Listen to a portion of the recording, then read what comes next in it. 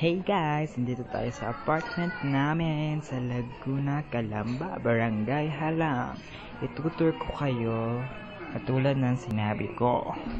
Okay, so ito ang aming apartment. Meron siyang isang kwarto ito, at isang banyo syempre. Ito na yung aming salas na yan. So ayan, dyan TV, ganyan. Tapos, dyan kami lababo namin, ganyan. Rice cooker lang paluto namin. Sometimes we use this, yung diuling, ay, di kita kasi masyadong maliwanag. Yan, diuling, yan ang ginagamit namin. Kasi wala kaming gas stove. So, masyado siyang expensive and ilang buwan lang naman kami. Actually, matatapos na ako. Tapos, isang kwarto. Ang kwarto namin, may mga nakadikit pang char. Ayan, ang kwarto namin. Ang gulo-gulo. 3 kami dyan. Kasi si Mami Farah doon natutulog sa labas ng bahay. Joke. Dyan sa may pintuan. So, ayun. Ayan, tapos may cabinet naman siyang kasama. Ayan, yung mga bag namin, napakadami. Uber sa dami. Ayan, cabinet namin. Ayan, dito ako. Nakapakaliwanag talaga. Dito ako, yung mga gamit ko, kay Mami Farah, kay Giselle, kay Joanne.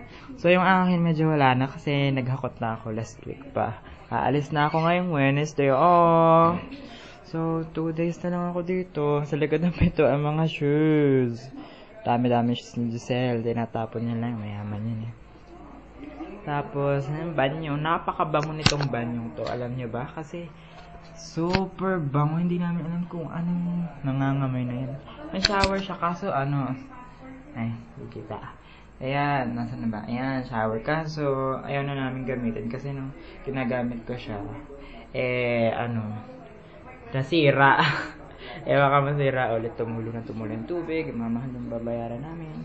So, ayun, ganun. Tapos wala kasi kaming kulang yung sampayan sa labas kaya nagawa si Mami Farah ng sampayan. Yan. Diyan kami nagsasampay at saka, ay nako, may nagnanakaw dito ng mga gamit. Mga ganun. Ay, may salamin pala kami, oh. Ayan, salamin namin. Ako nagbili na. Yan. Ayun, so, 2 days na lang ako dito. Goodbye na. Laguna. And, nag-enjoy naman kami. Kasi green ang bahay namin. Pansin nyo ba? It's green. Yan, dito tutulog si Mami Farah. Dito yung pintuan. Siyempre, paalis na. And, ayun. So, wala akong kasama ngayon. Hindi naman nila ako. Kasi hindi sila pumasok. So, hindi sila pumasok. Start basura. Kailangan kong lagay basura. Kasi, ayun na sila papasukin ng kanilang mga clearance. Arte-arte kasi. Joke. At kasi yung last ko na rin naman. So, kung next week pa ako papasok. Ngayon na. Kasi 3 days lang naman. Tapos, ayun lang. So, ayun, last day ko na ng Wednesday. Monday ngayon. So, yun lang.